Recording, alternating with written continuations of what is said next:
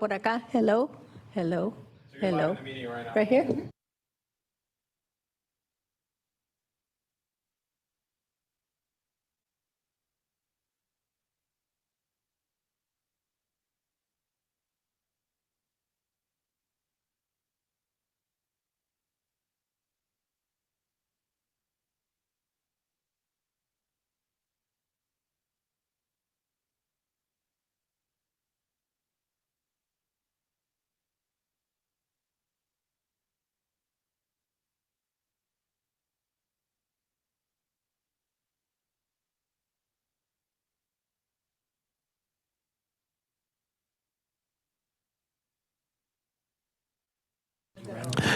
Hello, Ruth. Did you receive my interpretation? Yes, I have received the designation, but I'll wait to accept it until I've made given the instructions. Perfect. Thank you. All right, thank you.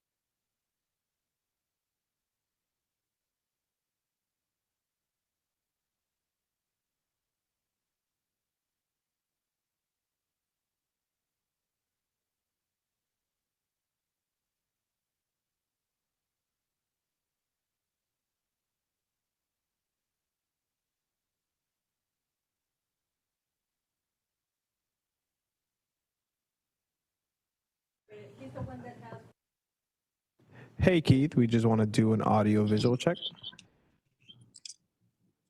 Well, I'm in my car driving, but I can hear you. If you can hear me, then that's awesome. Yes, we can hear you. Thank you. Perfect. Now, because it doesn't start for 20 minutes, if I log off, will it let me log back on, or should I just leave this on? You can log back on, and if you happen to be in the attendees, go ahead and just raise your hand and we'll move you over. Okay, great. Thank you. No problem. Bye.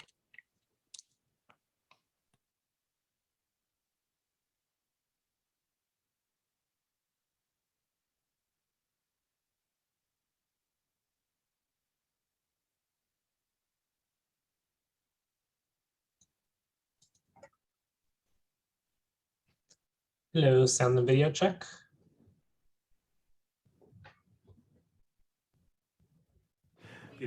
Hello, Peter. We can hear you and see you. Thank you. Excellent, thank you.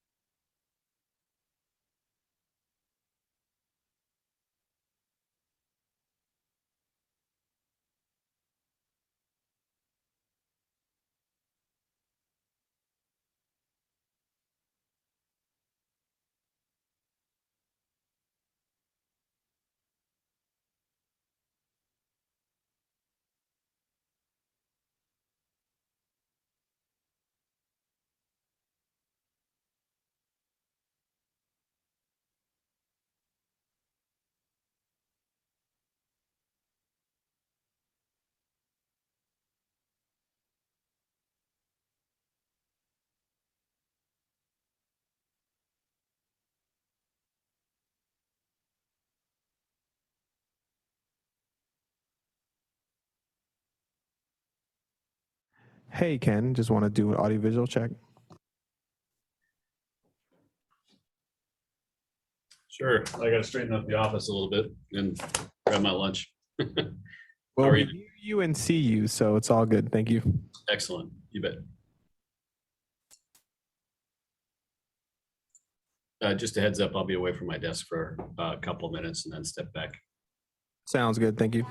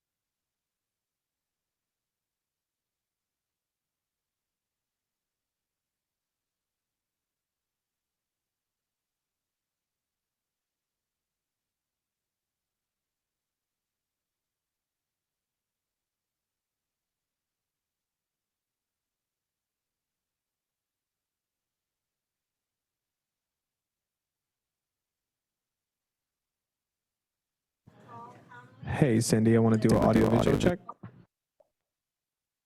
Can you hear me okay? Yes, we can, and we can see you. Thank you. It says my internet connection is unstable. If you do have any issues, just turn off your camera and you should be good since I'm sharing your deck.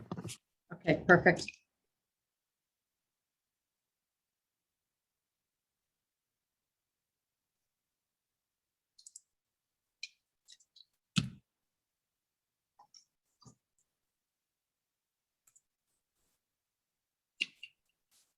How's everyone doing? Hello, Raul. We can hear you and see you. Thank you. Excellent. Hi, Vice Chair. Thank you for chairing the meeting today. Do you have everything you need? Absolutely everything. We're good to go. Great.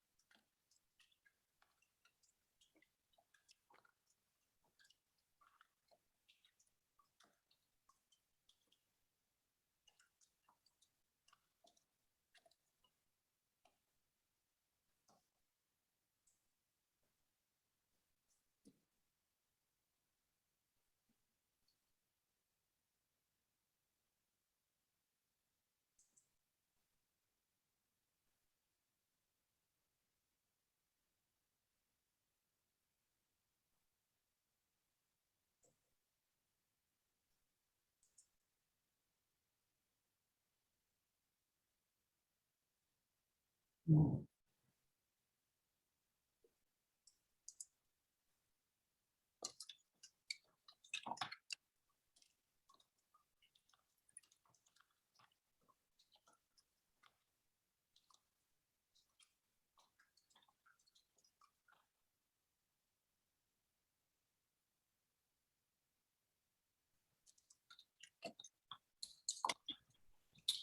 afternoon. Hello, Steve. We hear you and see you. Thank you.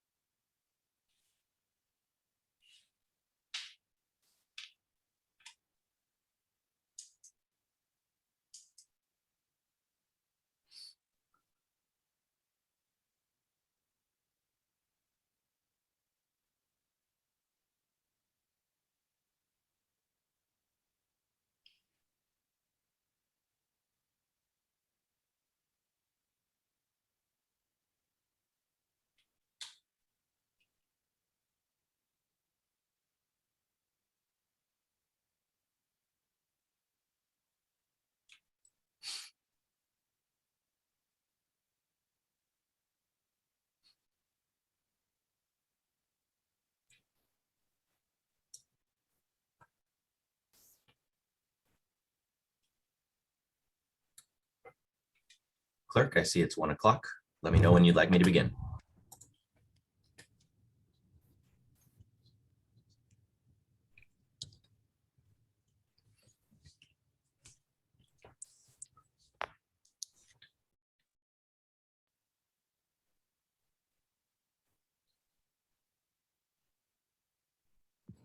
Vice Chair, this is the clerk speaking. You do have a quorum for today's meeting. Fantastic. I will begin then. Good afternoon and welcome to the March Sandag Public Safety Committee meeting. I'm Councilmember Raul Campillo of the City of San Diego, currently serving as the Public Safety Committee Vice Chair.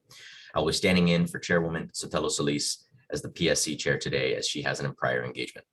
Before we get started, I'd like to ask our interpreter to be introduced and walk us through how to access our interpretation services for today's meeting. Yes, thank you. Good afternoon. I will repeat the announcement in English.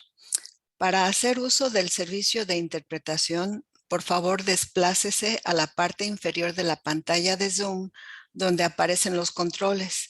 Haga clic en el icono de interpretación, que es el globo terráqueo, y seleccione Spanish, español.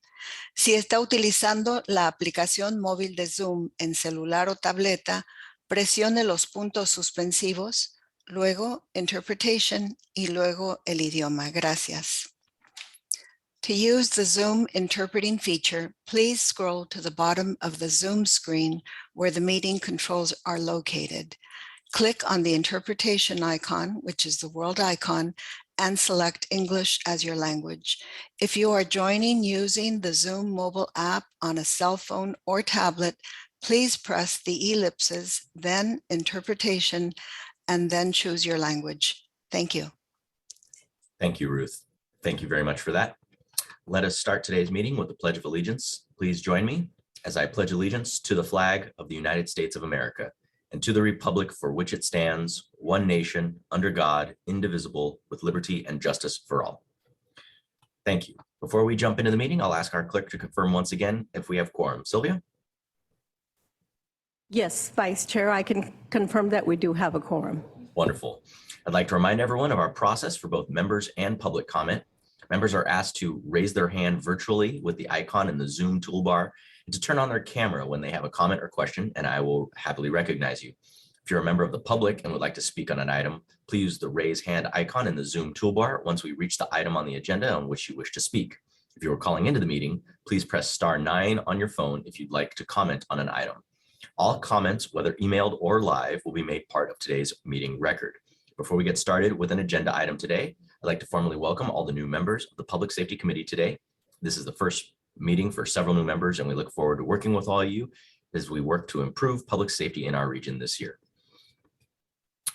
Now with that, let us start. I'm sorry, one second. Sorry about that, just saw a comment. Let us start with item number 1, approval of meeting minutes. If a member of the public would like to comment on the meeting minutes, please raise your hand now. If there are any Public Safety Committee member comments, they shall also raise their hand.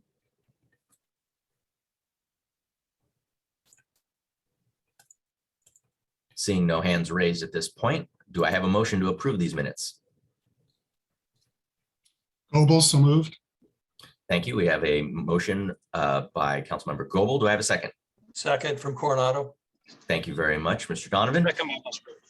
Seeing we have a motion and a second, will the clerk please call the roll? Thank you. For the Chief Sheriff's Association Seat A, Chief Ed Farso. Aye. For Chief Sheriff's Association Seat B, Chief Fred Armijo. Aye. For City of San Diego, Vice Chair Raul Campillo. Aye. For San Diego County District Attorney, Chief Investigator Jorge Duran. Aye. For East County, Council Member Steve Goebel. Aye. For North County Coastal, Council Member Keith Blackburn. Aye. For North County Inland, Council Member Kaylin Frank. Aye. For San Diego Police Department, Assistant Chief Paul Conley. Aye. For South County, Council Member Mike Donovan. South County, yes. I'd like to note that County of San Diego is not present, and Regional Fire Emergency Medical Services is also not present. And so is San Diego County Sheriff's Department. Thank you.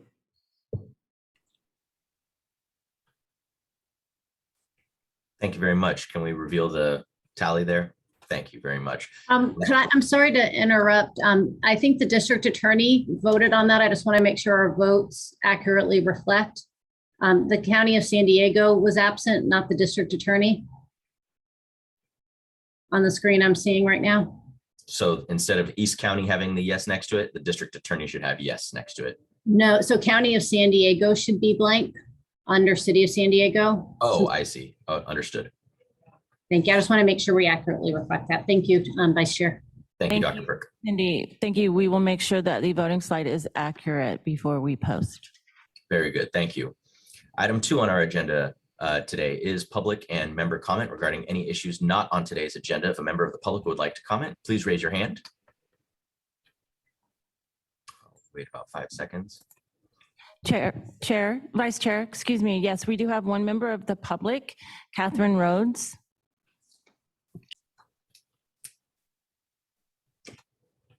Catherine, you're unmuted. Wonderful. This is Catherine Rhodes. And this is something that somebody mentioned on Twitter.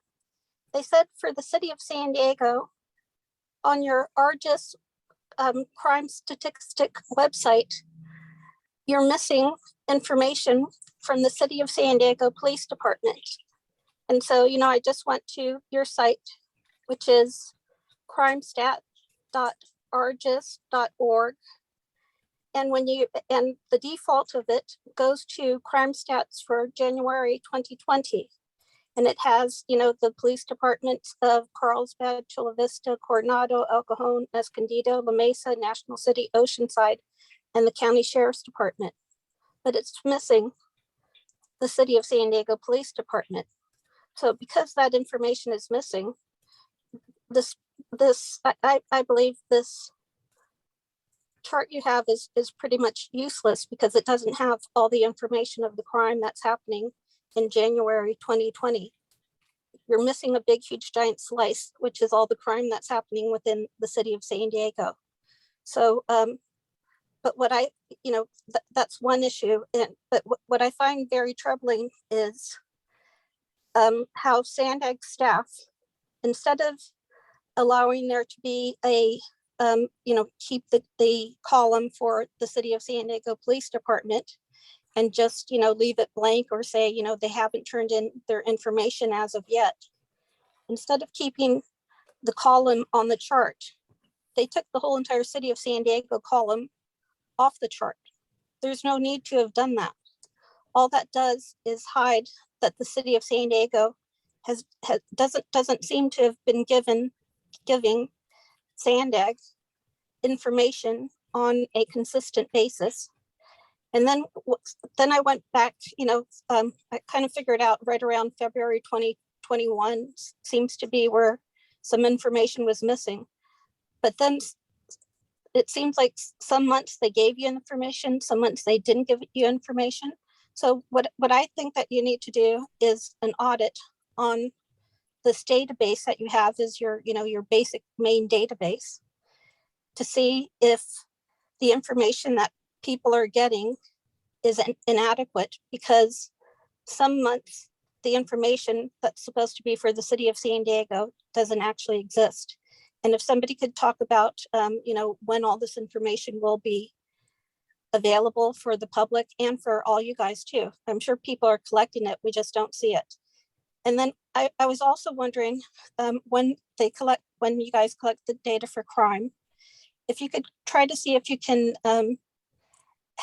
collect data on, or if you might actually already do it, you might collect data on who is homeless, both as a victim of crime, because, you know, homeless people are subject to so much violent crime compared to the rest of society.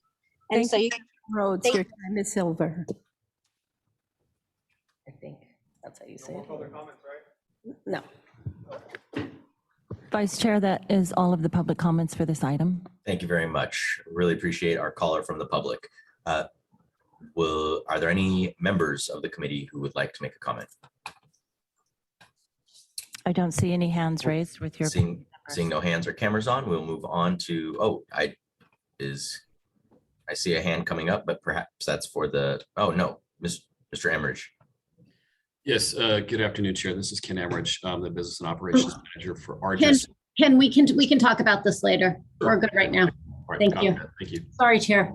No sweat, all good. Item number 3 is the agency report, and Dr. Cindy Burke, the Senior Director of Data Science for Sandag, presenting an update on key programs, projects, and the agency initiatives. Dr. Burke, good afternoon. Good afternoon, everyone. For those who don't know me, I am Cindy Burke, Senior Director of Data Science here at Sandag. Hassan has designated me to provide the Public Safety Committee with agency updates moving forward. First up, I'd like to invite all of you to join us for a grand opening at the George and Mead Bikeway tomorrow, Saturday, March 19th. We will be celebrating with a ribbon cutting ceremony and a self-guided bike tour at 10 a.m. at Garfield Elementary School in the city of San Diego.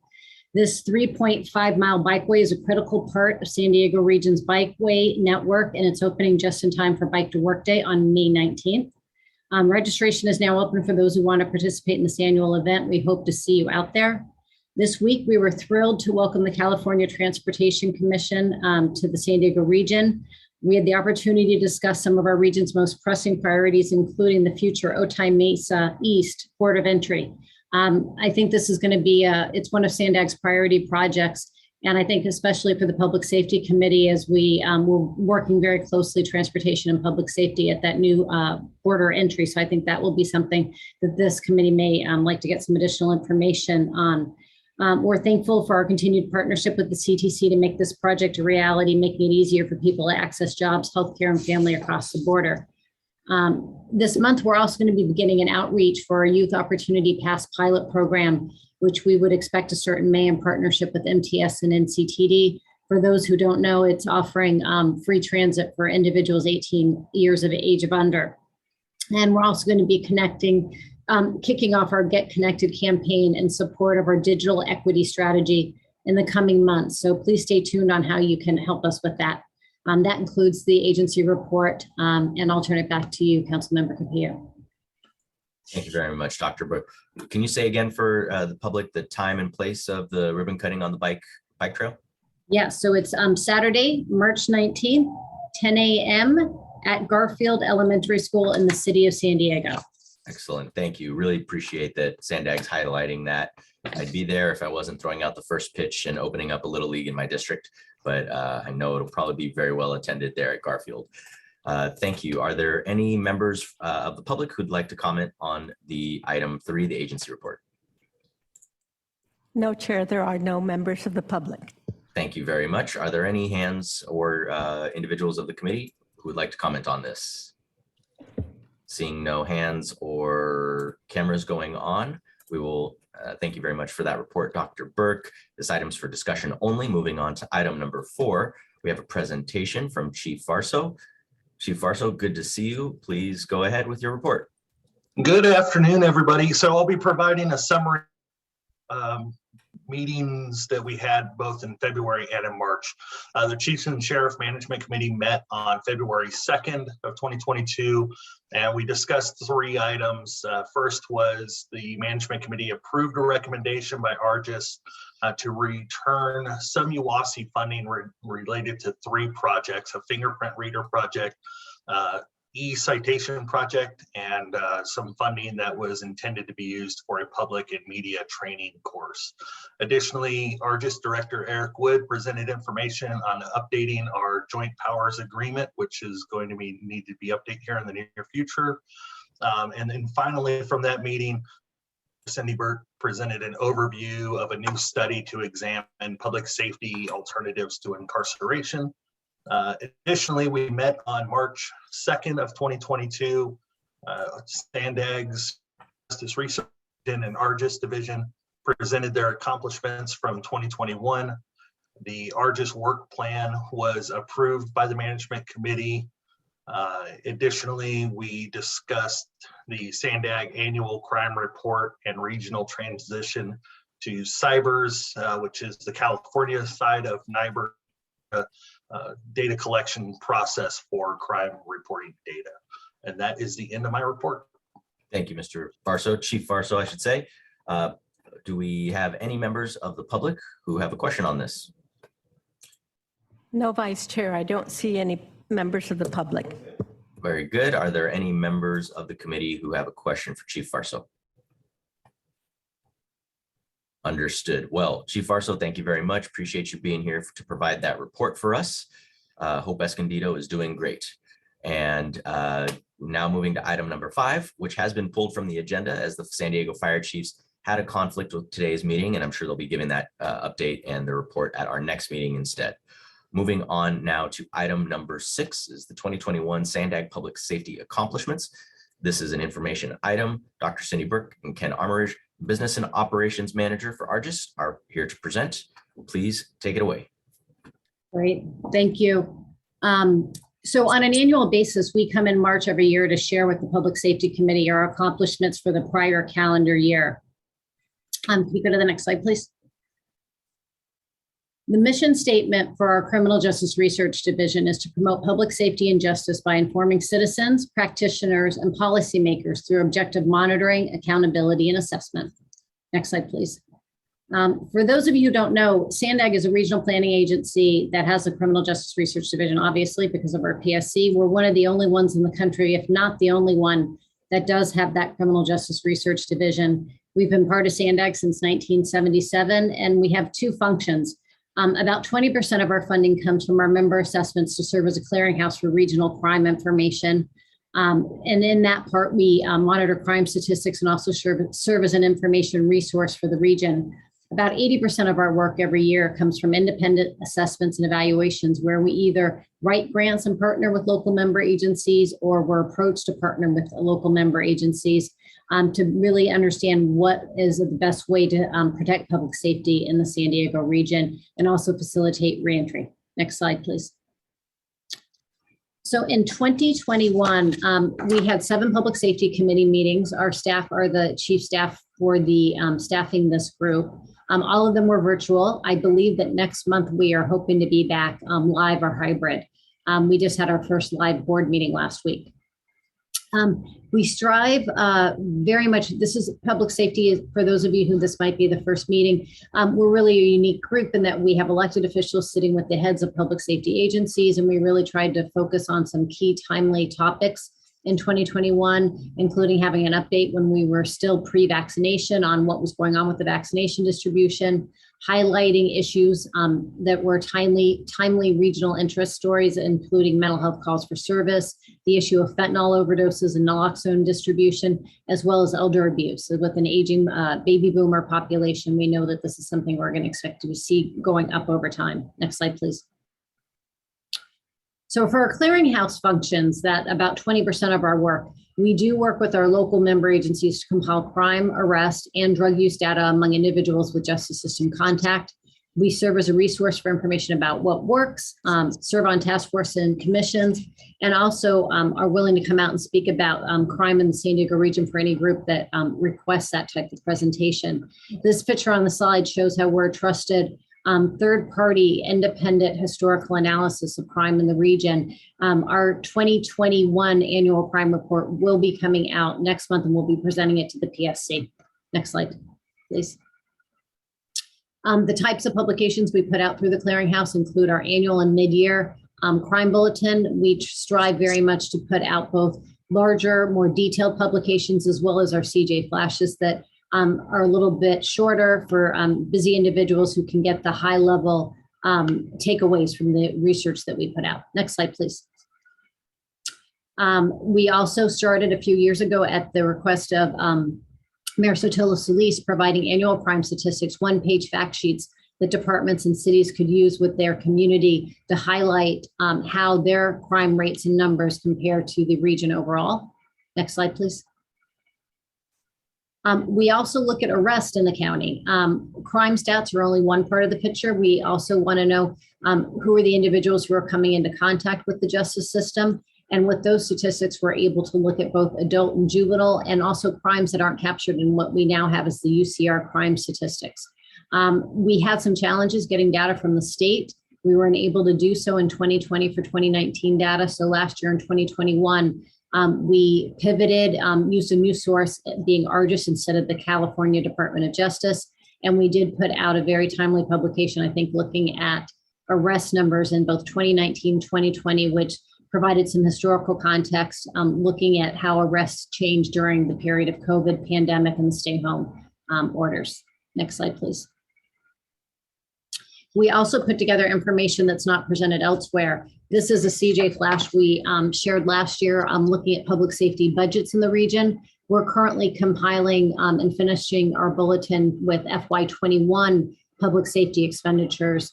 So we'll be coming back to the committee next month with that information as well as with the crime data. Next slide, please.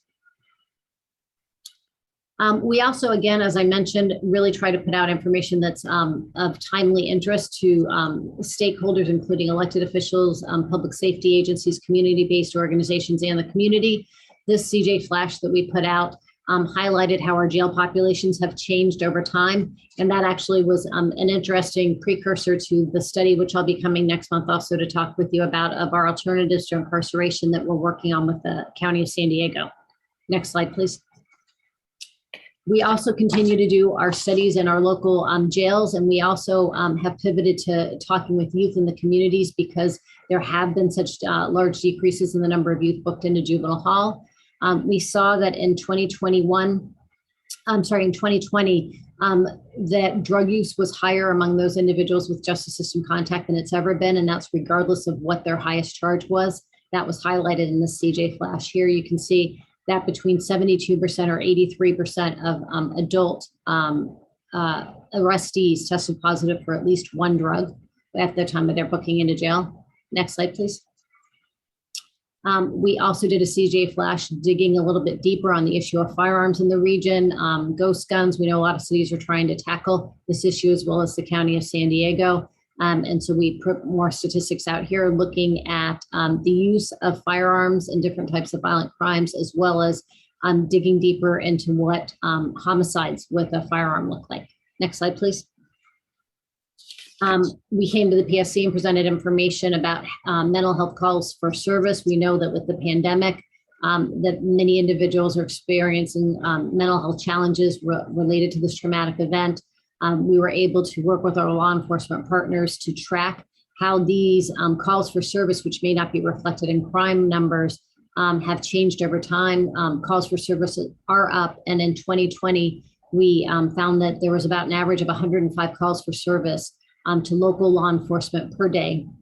We will be updating these statistics when we put out our crime report next month. Next slide, please. Hate crimes has received even more attention during the pandemic, and we did a CJ Flash on this topic as well, highlighting some of the changes that we saw from 2019 to 2020 in hate crime statistics. Individuals' perceived or actual race does account for most hate crimes we have in the region. Most victims of a hate crime tied to race or ethnicity are Black or African American, but we did see a fairly large drop. There's a small number. In 2019, there were 2 victims that were Asian or Pacific Islander. That went up to 5 victims in 2020. So that was a change from 6 to 18%. But again, it's small numbers, but we will continue to track that for 2021. Next slide, please. And then also the issue, I mentioned this before we came to the PSC with this. We know the dangers of fentanyl, the distribution of naloxone across the region. And so we were able to add questions because of our local support for our SAM program. We know how many individuals in the justice system say that they've overdosed, used a drug with that they think had fentanyl, even if they weren't intending to buy it, and how many had naloxone distributed to them. Our data showed that about half of individuals had naloxone distributed to them, and that about half of those also had it distributed more than once. Next slide, please. Turning to our independent evaluations. So for about every $1 we bring in with the clearinghouse funds, we're able to bring in additional funding into the region. Because of data sharing agreements and background checks of our staff at the county, we're able to access data that other researchers may not be able to. We are very well versed in both qualitative and quantitative research methods, working with communities to do those needs assessments. With the county study I mentioned, we are doing a cost analysis to see what would be the effect of not incarcerating individuals and investigating programs. And we think it's always very important to include that so that we're good users of taxpayer dollars. And we, as you can see with our products, really try to emphasize telling a story with the data. How do we translate data into actionable information? Next slide, please. In 2021, we successfully completed our Prop 47 evaluation. This was a $6 million grant that the County of San Diego got in cooperation with the City of San Diego to better address the needs of individuals who previously would have been incarcerated for Prop 47 related charges, either drug or property. And I'll be sharing that in our next presentation today. Next slide, please. A new project we got lots of new projects in 2021. This is our alternatives to incarceration, looking at how the jail populations have changed from 2017 to 2021. You can see how in 2017, the average daily population was almost 5,700. At the end of 2021, it was just below 4,000. And we're working on a study there that I'll be sharing more information with this committee on next month. Next slide, please. We were very excited to bring in 3 grants into the region that we partnered with the City of Chula Vista, City of San Diego, and the City of La Mesa. Prop 64 legalized marijuana for recreational use for individuals 21 years of age and older. As part of that proposition, funding was supposed to go back to cities and other jurisdictions that had legalized marijuana for recreational sale and production. And because of our partnership on those grants, we were able to bring in $3 million. You can see we got the maximum with those 3 agencies, and Sandag is serving as the research partner in collaboration with those cities on their efforts, many of them focused on juvenile diversion activities. Next slide, please. We also got a new federal grant through the Bureau of Justice Assistance called Smart Policing. RIPA involves all law enforcement agencies now compiling information, not asking the individual that they stop or have contact with, but their perceptions of individual characteristics such as age, race, other types of personal information. And Chula Vista was very committed to doing this in a transparent process. They became one of the agencies that had to start reporting that in January. So we're working with them to create data dashboards that will be shared with the community, better understanding how their officers are using this information, surveying the officers, helping them with training, and then also doing a community survey to see what community perceptions may change over time. Next slide, please.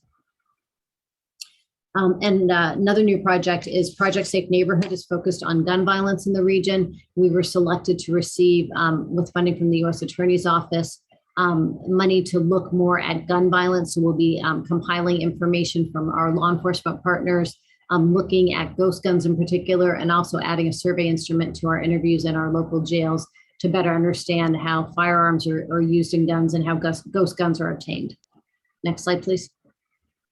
And then I think this is my last final one. Told you we got a lot. Is a juvenile diversion initiative. This one is in partnership with the District Attorney's Office.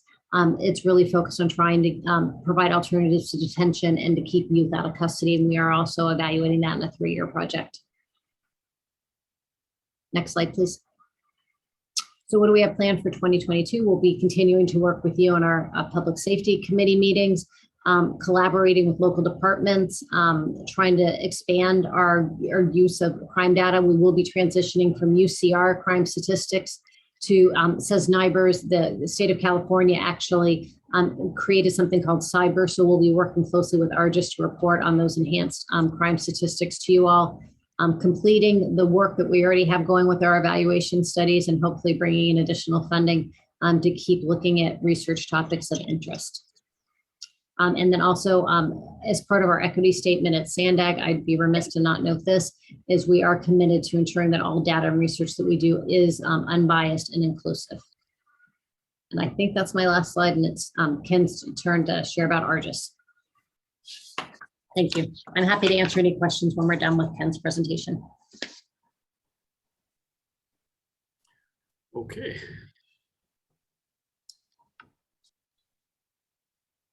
Okay, good afternoon, committee and chair and all. My name is Ken Emmerich. I'm the Business and Operations Manager for the ARGIS division. For those of you not familiar with ARGIS, it's Automated Regional Justice Information System. So I'll be presenting for 2021. We have a number of accomplishments, and I'm really proud to highlight the great work of our staff. First and foremost, we hired a director, Eric Wood, who was formerly with the City of Chula Vista in April of last year. Has done an outstanding job, really helped to modernize and put us on a fantastic track to update our systems in all manner of the way, I should say. Second accomplishment is that we received a record large amount in grants last year, 1.2 million for infrastructure and other improvements to help modernize, address cybersecurity, and prevent any data intrusions or other cyber attacks for our systems to ensure that all this data is kept secure and safe. We modernized how Sandag IT works with us and how, we made it more efficient, I should say, in terms of utilizing the resource of Sandag, our organization, to provide IT support. That'll free up our staff, and that's for our in-house IT, our PCs and laptops in-house. And so we've used them to help us with an upgrade to Office 365, as well as issued laptops, which were invaluable during the pandemic and continue to be so in the digital age that we're in. And that's really going to help us work better so we can focus on providing the best services to our agencies as well as the region. CLETS compliance, sorry for the many acronyms, but CLETS, California Law Enforcement Telecommunications System, is the statewide connection of network connection of agencies, law enforcement agencies, to the state of California and the data that they house and hold. CLETS requires many different rules and regulations and requirements to ensure that that data is secure, well managed, and only the right people are gaining access to that data.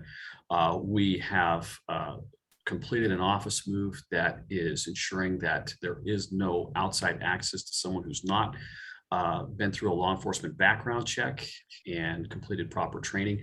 We've also encrypted mobile devices even further than what was working in the past, to ensure that their utmost security features are in place, primarily our mobile devices. And then we've realigned our management control agreement, which is how we are part of this CLETS system, if you will. And we are under the parent agency, if you will, of the San Diego Sheriff's Department. So we've reestablished and clarified that relationship, which in a few minutes, you'll see how that's important. Other acronyms for the group: NIBRS, National Incident-Based Reporting System, and CYBRS. If we go to the next slide, I'll show a little highlight on that. So beginning a couple of years ago, the United States transitioned to NIBRS, which is a change in how our data is reported to the federal government for crime stats tracking. Extremely important, whether it's for reporting crime in the region, for grants, and for really recognizing where crime is. But each agency, each state has to speak the same language, if you will. So we were one of the first in the state and first in the nation, Argus Division, in transitioning to the new format, NIBRS. And changing our reporting format, we used an application called Cognos to collect and report that data as well internally and within their agencies. And then finally, the next step in that process is CYBRS, which is a California incident-based reporting system, very, very similar to NIBRS. And we are currently in the process of that. We hope we're just a couple of weeks away from certification, and we are anxiously awaiting that process. But we're hoping to lead the state in the transition to CYBRS as well. Next slide, please. Parole Leads, we have a fair number of parolees in our county here, and so we were able to complete a data sharing agreement last year, which allowed us to share that information with law enforcement in the region, where that previous data sharing agreement had lapsed. And so we've reestablished that, provided richer and more useful data content, so that our agencies can collaborate, communicate between the parole agents who supervise offenders, as well as the law enforcement who may have contact with them in the field. And that will help us with our mission of interagency sharing and collaboration. Narrative sharing, also part of that collaboration, is the ability to provide narratives or information, detailed information in crime reports, arrest reports that agencies record, and different agencies share at different levels in terms of the narratives.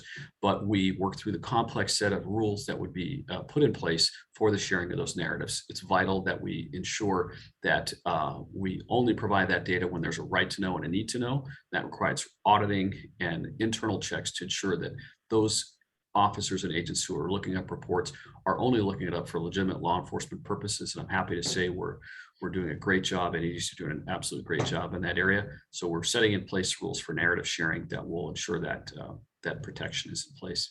Also staffing, one thing to highlight is we have had some vacancies in our division and we're working hard to fill those. We've got several recruiting efforts going on right now. We've got another employee starting on Monday, actually next week, which we're really pleased about, and we'll continue in that effort. Billing improvements with the additional staff and the realignment of staff duties, we've been able to recover a significant amount of money in unpaid invoices, not so much due to the agencies, but really because our billing with our vacancies had fallen by the wayside. But we've addressed that and continue to address that in the future. As I mentioned with our with our CLETS compliance, having excess outdated hardware, hard drives, etc., on hand when we did that office move, which moved us into a secure location where only those people with background checks completed can get access, we cleared out a vast amount of hard drives, and those extra hard drives, whether it's paper documents, digital files, all that is an extra liability. So we were sure to destroy all those in a secure and safe manner so that they'll never be able to retrieve, no one will be able to retrieve that data. And probably one of the most significant factors of last year is that our director was able to negotiate the move out of our current data center within NLETS to the San Diego Sheriff's IT building over in the County Operations Center, I believe is where it's located now. And that's going to save us a tremendous amount of money, save the agencies a tremendous amount of money, and the public as well as move our server room, which we have on site here. And that's going to also provide efficiency for our operations. Next slide, please. Thank you. BOLs, another acronym, be on the lookouts. So again, one of the great things about ARGIS that we're really proud of is the ability to share when one agency has a subject that's wanted, but maybe it's not from that area, say National City or Chula Vista, but goes up to the city of San Diego or even Escondido to commit a crime. We're able to share these announcements about crimes across a vast number of officers, email systems, and also secure networks to provide that information to them. So many times on a daily basis, subjects are identified and crimes are solved because everyone in San Diego County is working collaboratively in this process, something I'm very proud of, the work that we do here at ARGIS. Quality training, we have a dedicated trainer who, despite the pandemic and the challenges, we provided a tremendous number of classes. As you can see, over 400 users were trained in many classes, and that training also goes beyond the classroom. There's phone support available, one-on-one help, and so forth. And some of these complex systems, it's a vital component. Network reliability. Despite the challenges that we're facing with our data centers and the need for that data center move, we were able to increase in the past couple of years our network reliability uptime. It may not seem like a big change, a 1% change, but we went from 98 to 99. But when you think about that, that's actually going from 39 hours of downtime where we're at now, where we had 120 hours. And if you're an officer in the street, you need to run a check and the network is down, it doesn't matter if it's 1 hour or 5 hours or 10 hours, you need to do your work. So we're hoping, and actually I should say we have full confidence that when we complete our move to the data center, our goal is to provide with a redundant network system is to provide 100% operational time. And that's what our goal is and what we're obligated to do under our MOU, and we're going to work hard towards providing that. And help desk tickets. The next slide probably shows you that despite the many challenges that we face in IT, we were able to reduce the total number of help desk tickets. And these are calls from users out in the region. If you can go to the next slide, please. They come in from all manner of reasons, whether it's from account or password lockout, questions about their applications. In some cases, network support. You may get a couple of users calling because the network's down. So really, we have reduced those tickets, and we should see an even greater reduction both in network support and as agencies take on the responsibility of managing their account access. That will also reduce further in the next year. Next slide, please. One of the aspects of ARGIS that we're most proud of is our increase in mobile technology usage.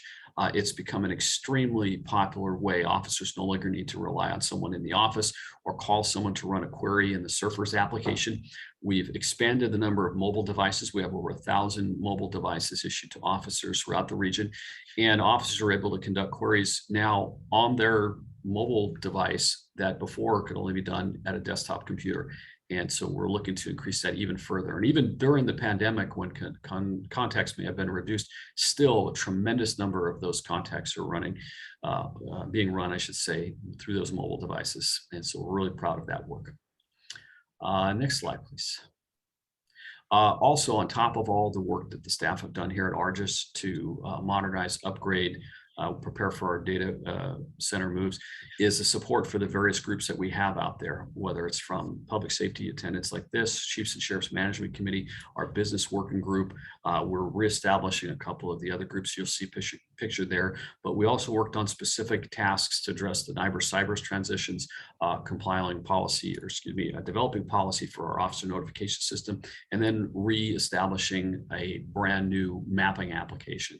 So all of that work is something that we're proud of here at Argus and Sandag. And next, and I believe it's final slide. And that concludes my presentation for the Argus 2021 accomplishments. Thank you very much both for your presentations, and we will now turn to public comment first. Do we have anyone who has raised their hand? I believe we see one. Yes, Vice Chair, we have Catherine Rhodes. Catherine, thank you. You have 3 minutes. Lovely. This is Catherine Rhodes. And I basically wanted to ask the questions that I asked during non-agenda public comment. Does the city of San Diego turn in their crime statistics, your stats, into Sandag on a regular basis? Or do they sometimes do it and sometimes not? Or is Sandag just not putting the data into the database? But I don't know. So that's kind of my main question.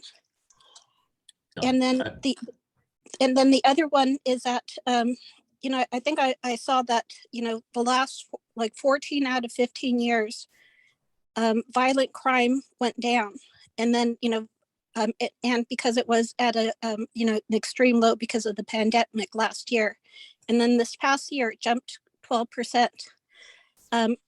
But overall, what's really great is violent crime dropped I think since 2005 it dropped by at least 25%, even with this little blip going back up. So thank you so much.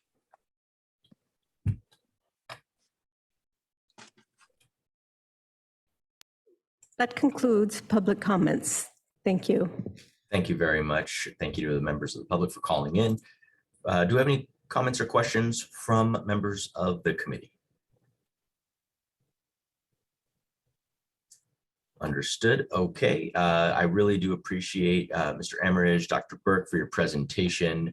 It's a remarkable amount of coordination and data collection, analysis, and communication back out to the public that you are all involved with. And I know that I know you made a joke about the number of acronyms. I remember my time from being a prosecutor, all those acronyms, I used to know what they all meant, but I know also how important they are to make sure that we can coordinate across jurisdictional bounds so that we can keep people safe. The number of times that I think people tend to forget that it's very easy to cross between National City, Chula Vista, San Diego, Lemon Grove, La Mesa, El Cajon, Santee, and then back into the city of San Diego. And you've got to be able to have access to the similar databases, to be able to run warrant checks. Those BOLOs are super important. I know that for sure. So all the little items you mentioned are critically important and are being used by so many different governments. I do just want to say that, as we look forward to the next year, really looking forward to being more active in how we as committee members can empower the staff at Sandag and give you what you need so that you can communicate that outward. I know that my constituents do really appreciate information related to public safety. Even though they feel safe in their neighborhood, they like to know where things are going on, what steps are being taken to make sure that their neighbors are safe and their families are safe. So those, I'm sorry, what were they called? The CJ flashes? Is that what they were called, Dr. Burke? Those are the sorts of things that I really do want to take and then also shoot that off on our social media, shoot that through our newsletters so that folks know just what's going on here, and ultimately that they know that we're taking a county-wide perspective as it comes to public safety, and really not a city by city view. We're trying to stay as not as siloed as we used to be. So you know, in terms of things you think you need, Dr. Burke, what more could we give to help you do what you need to do to get all that information, analyze it, and get out the data for us to make good decisions as policymakers? Oh, thank you for that question.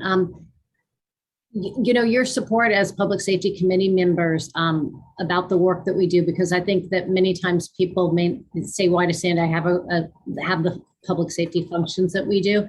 And my answer is always that public safety is a quality of life issue, just like transportation and land use. And I think that when we're trying to make some of the big moves that we're trying to do, you know, we want to make sure public transit is safe for riders and even the perception of safety. So your continued dialogue support for the work that we do, we really see all the work we do as an iterative process to make sure that you have the tools to make the best decisions that you have. So we will definitely enjoy and keep this conversation going. But what you do coming to these meetings and being part of the work we do, we couldn't be more thankful for you.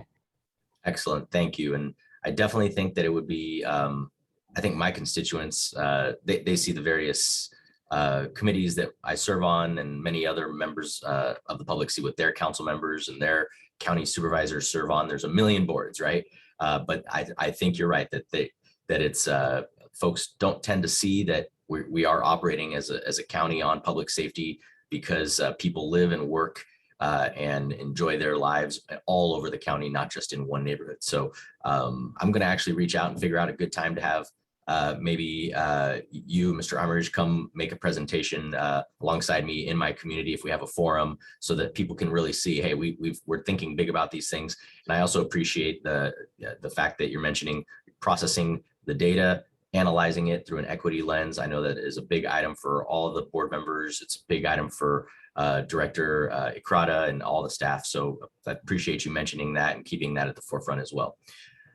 Any other comments or questions from committee members?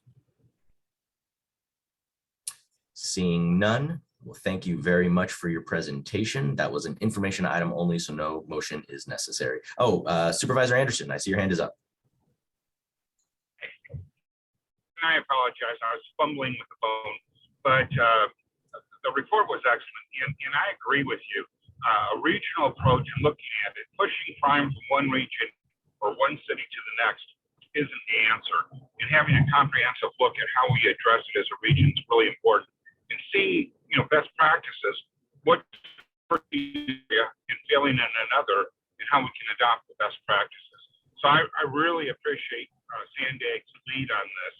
And of course, it was mentioned earlier that the county's working with Sandag to look at how we can run the jails in a more efficient and better serving way. So thank you very much for allowing me to make those remarks. Absolutely. Thank you, Supervisor Anderson. I know, especially with someone who has as much ground to cover as your supervisorial district, I know that public safety is really important, because people can feel like they're far away from where safety might be. So I definitely appreciate your comments on that as well. Other than that, I see no other members of the committee with hands up. Dr. Burke, Mr. Emmerich, appreciate your presentation on that. We will now be moving on to item number 7, overview of the Prop 47 project. Dr. Burke, you got a busy day today, so I'll let you take it away with our last item here. Great. I know it's Friday afternoon, so I'll try to get through this as quickly as possible. I asked that this be on the agenda, though, because many times we will come to share information with you about when we get a grant. You may get notice that when we put a grant report out, but we don't always come and tell you what the findings are. And I think that Prop 47 was a pretty controversial proposition when it came out. It was a voter initiative. that reduced a number of crimes that could be wobblers, which means they could be charged as a felony or as a misdemeanor.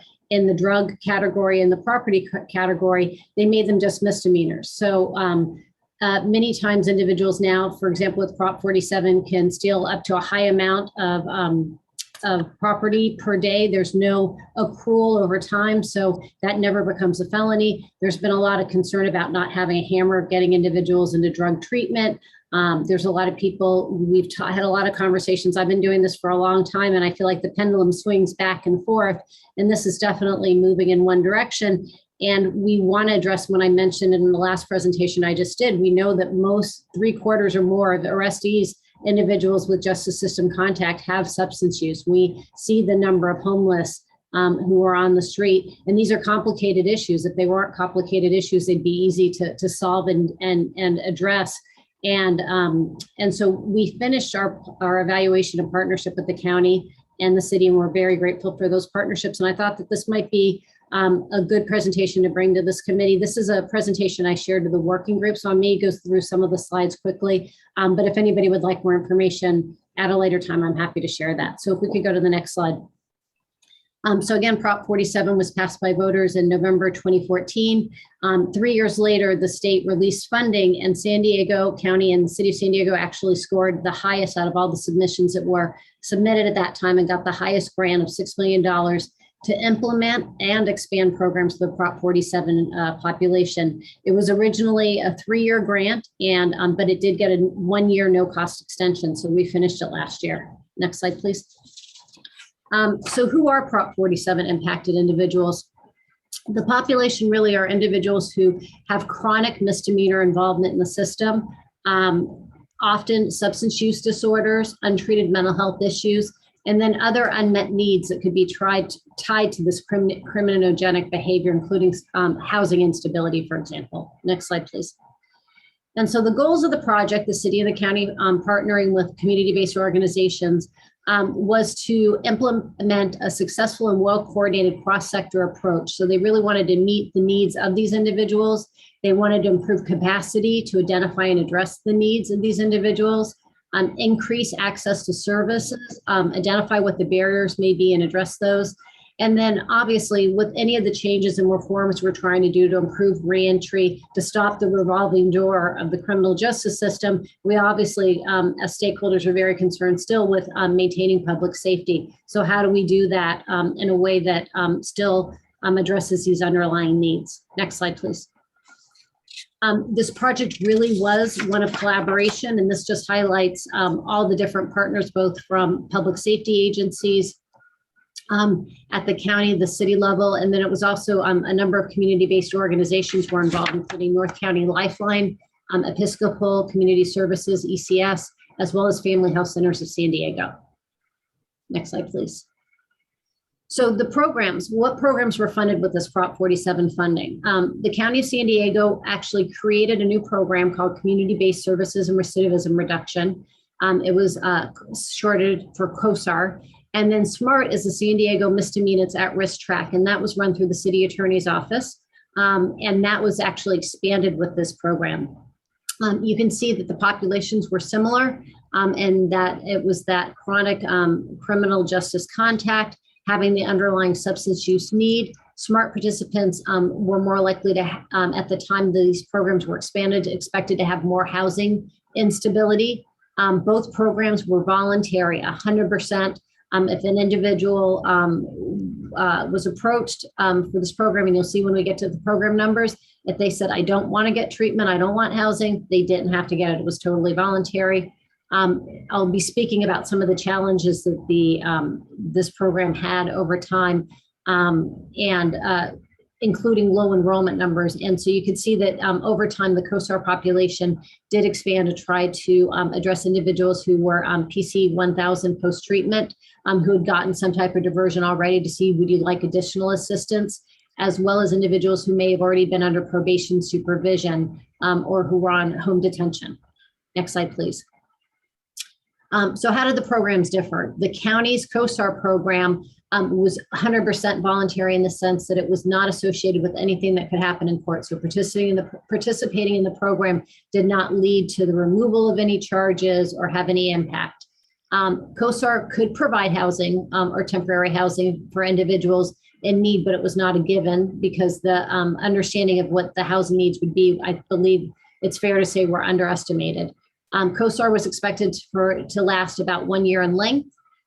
Program success was defined as satisfactorily completing substance use disorder treatment, and COSAR had 2 locations. There was one in the central region as well as in the north.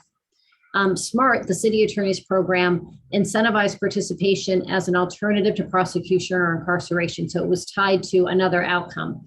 That provided transitional housing for all participants, 100%. It was longer in length. For success to be defined there, it was completing substance use disorder treatment, but also having permanent housing. And this was just in the central region of San Diego. Next slide, please. So it's really important too to acknowledge the foundation for this and working with this client population. Many of these individuals are coming in with, for example, 20 years of meth use history. Many individuals who have these high levels of substance use may also have mental health issues. And it's which comes first, you know, they could be using meth to self-medicate. Meth can often lead to what appears to be mental health illnesses. So these weren't individuals who were coming in who had a high level of functioning. And I say this a lot when I do these types of presentations for those of us who may not have lived up to our New Year's resolution since January. Behavior change is hard, and especially when you have many years of living on the street, for example. So what the programs were trying to do was to address that case plans were needed to reflect individuals' particular needs. Not one size is going to fit everybody. Also readiness to change. Some people may be more ready than others. They allowed people to return to a program. If they need to go to a higher level of care, they could come back. If they relapsed, they could come back. Relapse did not necessarily result in termination or justice system response.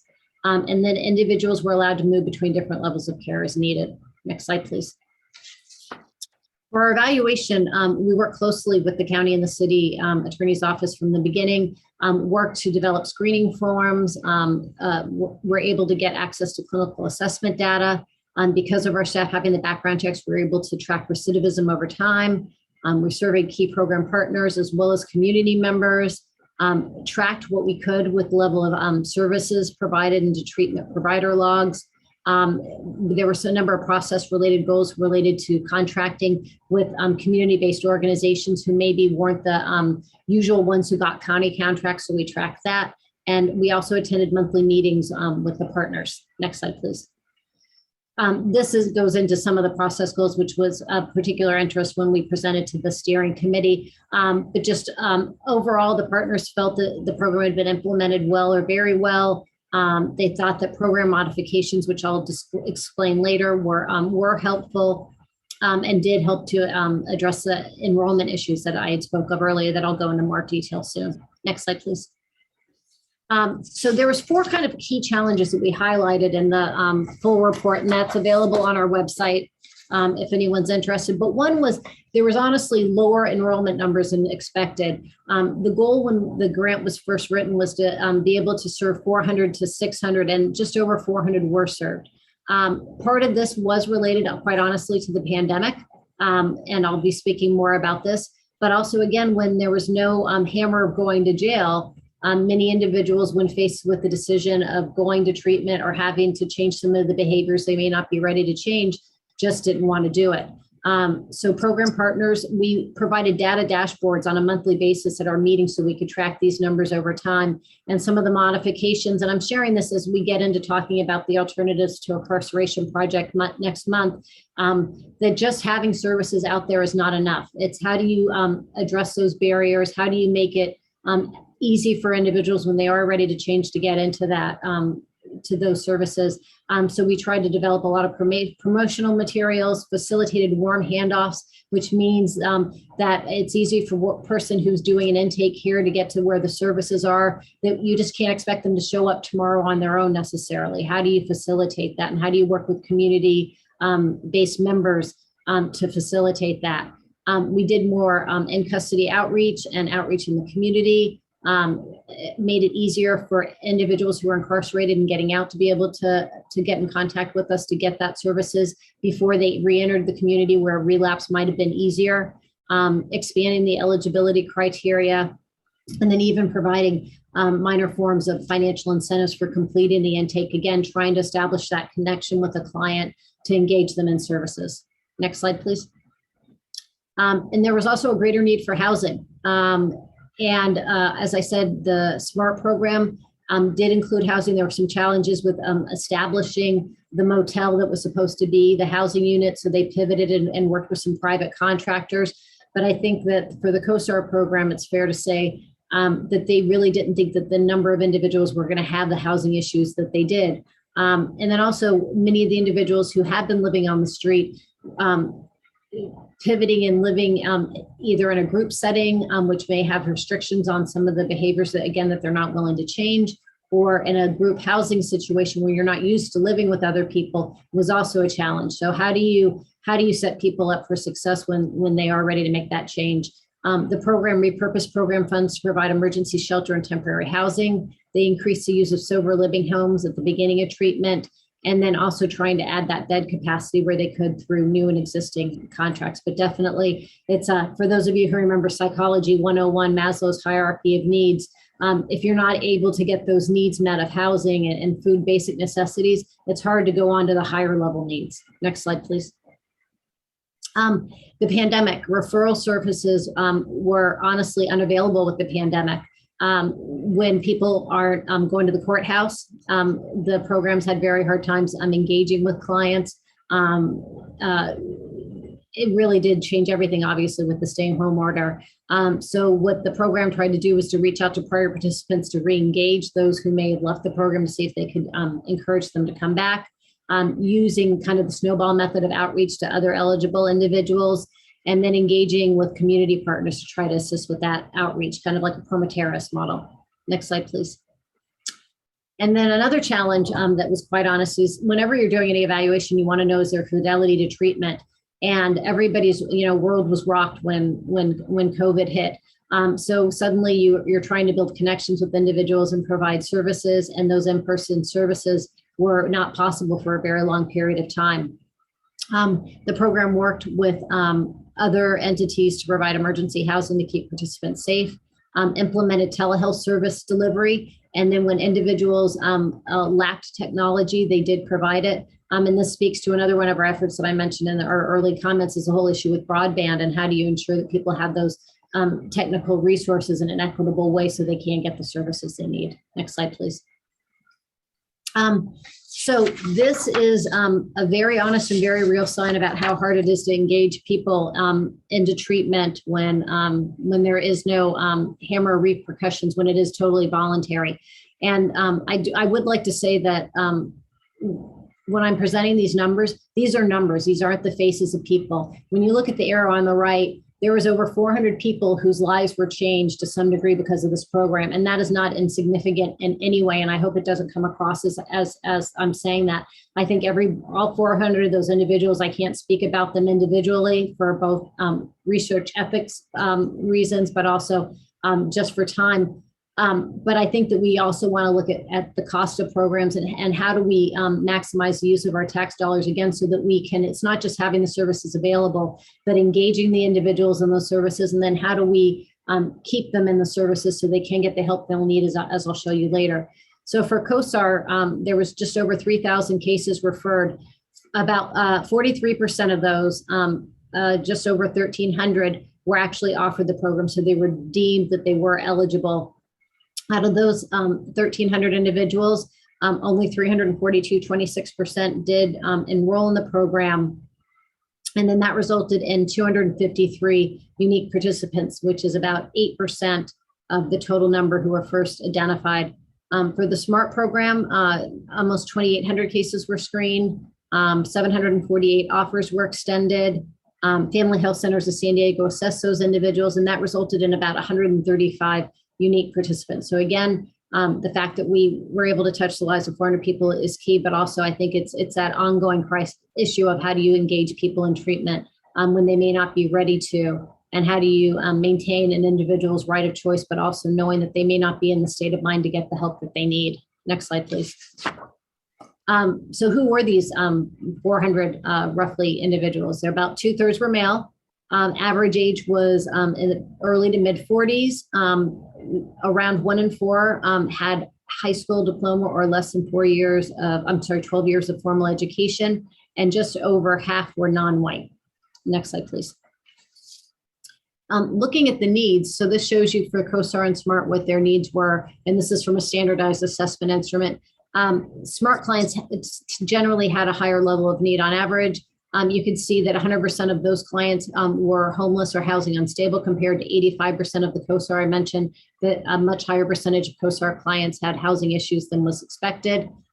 Using an assessed need, COSAR clients had, if you round up, about 7 needs. SMART had 7.1. You can see 79% of COSAR and 99% of SMART were unemployed at the time of their assessment. About half were diagnosed with a mental health issue. Percent of participants reporting meth primary drug abuse, 47 and 60%. And then I just really, this number, every time it makes my heart hurt, 20 years of meth use, and just really showing how hard it is to change someone's life who's had that much of drug use on their body. So average of 20 years on average for both groups. Next slide, please.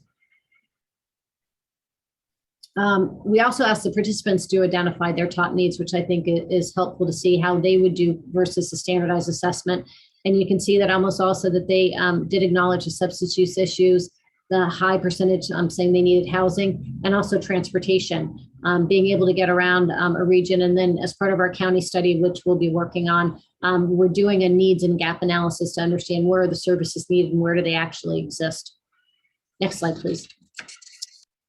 Looking at the services received by the COSAR participants, this shows the percent that had that needed intake, how many referred to that service, and then how many were connected.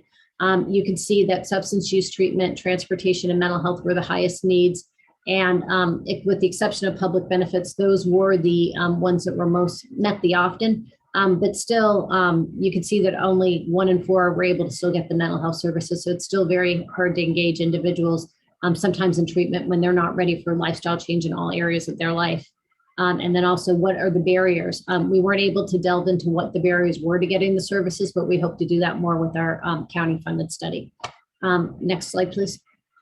For the SMART participants, you can see again, high level of need for substance use treatment, transportation, a medical home, which means having a primary care doctor to deal with those medical issues that might be there after so many years of living on the street or drug use, mental health, public benefits. And again, you can see substance use treatment, transportation, mental health, public benefits were the most, but still the percentages do drop that we're able to get connected to services. Next slide, please. So program outcomes, I mentioned that there were some different definitions of success. I thought this was interesting to show the first 10% and 26% did have more than one program entry where they left the program and came back.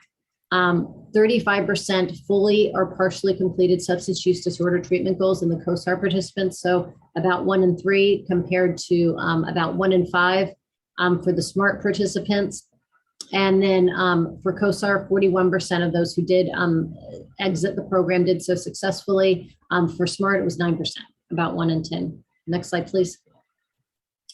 And this is a chicken and egg slide for me. So we did our logistical regression analysis, and we wanted to see, could we predict what factors might predict someone staying in substance use treatment? So that was the primary outcome measure that we were interested in. And obviously, the longer someone stays in substance use treatment, we're hoping that they'll have better outcomes too in the justice system. The only significant predictor of being in treatment longer than 90 days was employment. And you can see that we had about a third, 35% of COSAR and 23% of SMART clients were able to stay in substance use treatment for more than 90 days. You can see that the modal response there, 65% of SMART and 38% of COSAR were in treatment for less than 30 days. And I say this is the chicken and the egg because it's not random assignment. We're not doing a randomized controlled trial where we could say you're employed and you're not employed. But I wish I had the answer. So I love the thoughts of everyone who's here. And how do we translate this into actionable information? Because to get a job, you need to be able to be functioning, but then that having that employment and that income coming in and having some stability helps you stay in treatment too. So it's really a paradoxical kind of question of how do we meet people where they are to give them the greatest chance for success. But again, with some of the issues that we know are out there. Next slide, please. This next slide shows we had a number of different measures of recidivism over time, from contact with the system, arrest, filing, and it was just a lot of data. So I'm just highlighting here what % were convicted. And I'll go into what they were convicted for in some following slides, but you can see that at 6 months following their exit from the program, and this is all participants, whether regardless of what level of engagement that they had, 25% of COSAR and 55% of SMART clients did have a conviction for a new offense. At going out 2 years, it was 67% and 57% for those individuals that we could track for that period of time. Next slide, please. But I think it is important to note again that many of these individuals, the convictions, they're not necessarily escalating. They're not turning into violent offenses in most cases. Looking at for the COSAR and SMART clients, both at 6, 12, and 24 months, you can see the percentages that were either felony or misdemeanors, and the vast majority of these offenses that they are coming back into the system for are at the misdemeanor level, not at the felony level. Next slide, please. And this shows at 24 months, just because again, it was so much data, what type of offense. Was it a violent offense, a property offense, a drug, a weapon, or another? And you can see that none of the SMART clients had a conviction for a violent offense. 6% of the COSAR clients did. But again, it's mostly drug, property offenses, or other, which could be some type of failure to comply with conditions of supervision. Next slide, please. And here's another kind of a quandary slide. So we looked at what was the predictor of staying in substance use treatment, and then we also tried to build a model that said, could we predict at all who was most likely to be convicted? And this is for the COSAR participants, the county program. And you could see that there were only two predictors. Age, race, gender did not predict necessarily. One is that individuals who you were 31% less likely to be convicted if you had that 90 days of substance use treatment. So if we can engage them in treatment, they're less likely to recidivate. And then also just the other way, 66% of the individuals were more likely to have a recidivism event conviction if they had extensive prior contact with the justice system. So the more years of justice system contact, which also could probably equate to more years on the street, more years substance use, it requires even more interventions. And so those individuals were more likely to have recidivism events. Next slide, please. Sorry, I got something in my throat. I talk too much. But so our lessons learned, summing up just the importance of housing, but that providing housing enough is not enough. Locating the employment and educational supports in the community where an individual is, addressing barriers to locating services in the community for the population. Again, trying to be creative to get individuals in the programs they need. Acknowledging that engagement and relapse is going to be an ongoing challenge. And then having that commitment to looking at the data so that we can track it over time, being honest, not forgetting that there are individuals behind these data, but how do we really tackle what is not an easy problem and is not a problem that's going to go away overnight. And that's my presentation. I think that's the last slide. Last slide, one more. And I have my voice back. If anybody, this is part of our program material. Our creative services staff did a great job of creating a scan there if you'd like access to the full final report. And we also have an infographic again up on our website also. So I know that was a long presentation, but I hope it did provide useful information to the committee as we're tackling some big issues as we move forward, just about the challenges we all face. Thank you very much, Dr. Burke, for this presentation. Very extensive. I see we do have a comment from the committee, but we will first turn to public comment. Vice Chair, we do have Catherine Rhodes. Catherine, you have 3 minutes. Thank you. Lovely. Thank you so much. And what a wonderful report. Thank you. It was very informative. One perfect, fabulous solution is that President Biden just extended the free FEMA 100% guaranteed hotel rooms for people who have a higher risk for COVID. And that includes anybody that has any substance abuse or anybody who has any mental illness. Plus, I believe even being over 55 or being overweight would allow you to get into a free hotel room. This will bring money from from California to the federal government back into San Diego County so we could have some justice of the funding coming in. The only thing that's missing is leadership. What's great is that Sandag, is finally taking more responsibility for all the different 9 planning elements. And, before you were talking about, the regional plan is actually all 9 elements, and that includes safety. And here's something where housing, safety, environmental justice, everything comes together. But what we're missing is leadership. And what happened is in the city of San Diego, they refused to take any of the FEMA funding for the free hotel rooms because the former head of the San Diego Housing Commission basically said that there was no interest when there's a huge interest. And now Sandag has the opportunity to go to the County of San Diego and Office of Emergency Services and ask them to show you how you can, for the next 3.5 months until this ends on July 1st, 2022, you could get hundreds of millions of dollars coming into San Diego. And the thing is, however many people you have when the program actually ends, and it won't end until COVID is over, so it could be going on for another year of free money coming in. You, at the end of it, if the people that are in this program, in the free hotel rooms, and again, the free hotel rooms also comes with the transit occupancy tax revenue that could go to the city's general fund for public safety. With all this money coming into the city of San Diego, you could help so many regional planning issues and efforts. And I very much believe violent crime would go down dramatically, because I'm sure that people who are homeless have more crimes committed against them. And it's just because they're not in a place that is safe. And this is, public safety.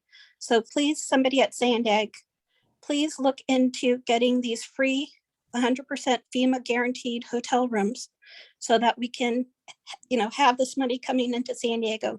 And at the end, FEMA will give everybody a free trailer or a tiny home so they can create equity for themselves. Thank you very much.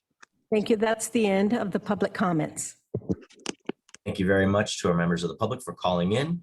We will now turn to committee member comments. And I see that Council Member Musgrove has his hand raised. Please proceed. Yes, thank you very much, Vice Chair. And Dr. Burke, for those of us who have been in the business for quite a while, your service is greatly appreciated. I'm just curious to know if in the process of screening and looking at some of the clients, if we get down to the point where we find out what motivated them and what their concerns were before they fell into this cycle. We put a lot of money and effort and time into projects that we think will work. How much input do we get from the individuals on what their hopes and aspirations were, so we can focus skills training, work, build up their self-confidence, self-esteem, and get them focused on improving their life because they want to do it, not just us. Thank you. Thank you. I think it's funny, we do our surveys in the jail with people that's a biased sample because it's individuals who maybe didn't get the services they need to have a different trajectory in life. We are going to be doing a community survey, council member, as part of the Alternatives to Incarceration study, where we want to get a lot of feedback from everybody in the county, all different stakeholders, including reentry individuals, people who maybe have lived experience who did make that life change. And this is the type of information we want to try to get about, like, you know, what made that difference? Is it that mentor? Was it, you know, what type of training? And then again, back to equity again, how do we address disparities and try to give people the best chance forward as we can in a way that protects public safety, but also addresses those underlying needs. So thank you so much for your work in law enforcement and your work now up in North County. Thank you, Dr. Burke. I appreciate that. Thank you, council member, for your comments and for your hard work. I see no other members of the committee who have their hand up or their camera on at this point. I just wanted to also extend my thanks to Dr. Burke. Very important information to understand how we're handling individuals who are suffering from something that grips their biology and their psychology in ways that are hard to imagine for anyone who hasn't been through it. I'm glad to see the results. I see the positive impacts you point out. You know, I think my experience at the city attorney's office gave me a firsthand look into the SMART program. I'd be remiss if I didn't mention our neighborhood justice unit and their chief, Angela Law, for all their hard work that they do here in the city of San Diego. And the data, you know, it shows that it is working. And I know that for many people in the public, it's frustrating how slow it does work, but it does have the positive impact. It's worth the investment and the time we are putting into it. We do see a remarkable and statistically significant drop in arrests and bookings and convictions over time for people in both the COSAR program and the SMART program. I think one of the questions I did have for you, slides 24 through 26, they talked about the convictions and what the predictor, the causation of, or what a conclusion we could draw about the conviction rates and whether someone might be convicted down the road. What I'm wondering is, did that analysis control for drug-related convictions compared to either property damage or violence convictions? The reason I ask that is because the number of convictions that there are for Health and Safety Code 11377 with the possession of a drug, or 11550 where they're under the influence of a drug, it makes a lot of sense that a person who's addicted to drugs will commit the crime of possessing and or being under the influence of drugs. But I'm wondering, did we see a drop in being in the program and people who are in the program not committing property crimes, violent crimes, fraud, other types of crimes like that? Because what you did point out is that they aren't turning into, these individuals are not becoming hardcore felons that are with significant damage, whether it's property or bodily injury. So I'm just wondering if that control might have been done there. So we didn't do that analysis. We could look and see what would be the recidivism rates and trying to look at some of the analysis of going out in time.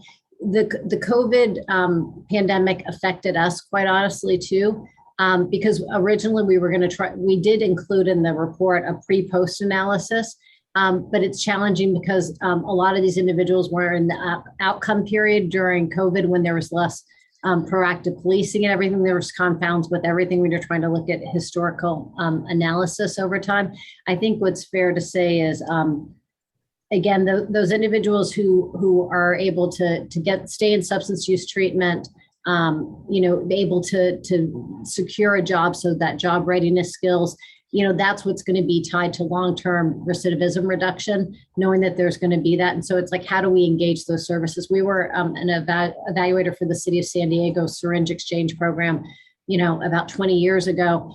And at the time, and when I was first learning about it, I realized that I found out that, part of the whole thing of giving out clean syringes, the exchange, is to try to engage people and create those relationships. And when they are ready to make that change. So it's how do you continue to provide opportunities and just off the top of my head, I think it's going to be exciting to see, you know, like what can we do with the jails and individuals who are getting out? And if we know someone's addicted to heroin, how can you get them right into treatment when they're leaving jail instead of, you know, letting them walk out the door? And how can we do that when it's voluntary? How do we make better use of sobering centers and different things like that? So I do think it made a difference for individuals, to answer your question, but it's really how do we address those underlying needs in a way and provide them for that ongoing support also. For sure. No, thank you very much for that. I completely agree with your conclusion on that. With that, do we have any further comments from the committee? Not seeing any hands or cameras going on or microphones unmuted to chime in. With that, we will conclude item number 7. Thank you very much, Dr. Burke, for your presentation and all the hard work you do here at Sandag. And moving on to number 8, which is our upcoming meetings. Our next meeting is scheduled for April 15th, 2022 at 1 p.m. With that, we have no further items on our agenda. And so we are adjourned at 2:25 p.m. Thank you everyone for your time, your comments, and thank you to the members of the public for calling in and to our interpreter as well. Have a great rest of your week. Nice job, Chair. Thank you kindly, Supervisor. Appreciate you.